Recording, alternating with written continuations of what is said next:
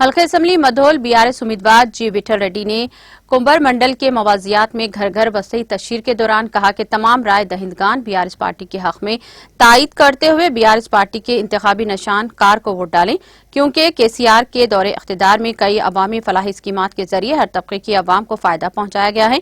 अगर तीसरी मियाद के लिए दोबारा हुकूमत कायम होती है तो अवाम के लिए बीआरएस पार्टी के दिए गए इंतखाबी मंशूर के मुताबिक किए गए वादों को पूरा किया जाएगा। कांग्रेस पार्टी हो या बीजेपी, दो पार्टियों ने मुल्क को तबाह व बर्बाद कर दिया है। अवाम इनके दौरे इख्तिदार में महंगाई के सिवा कुछ और भी हासिल करने से खासी रही। मुकामी बीजेपी और कांग्रेस पार्टी के उम्मीदवार निस्बती भाई हैं। चाहे आप बीजेपी या कांग्रेस पार्टी के उम्मीदवार के हक में वोट का इस्तेमाल करें, ये एक ही सिक्के के दो रुख हैं। लिहाजा आप राय दही के दिन सिर्फ और सिर्फ कार के निशान को वोट डालते हुए सेकुलर जमात बीआरएस पार्टी के उम्मीदवार को भारी अक्सरियत से कामयाब बनाएं।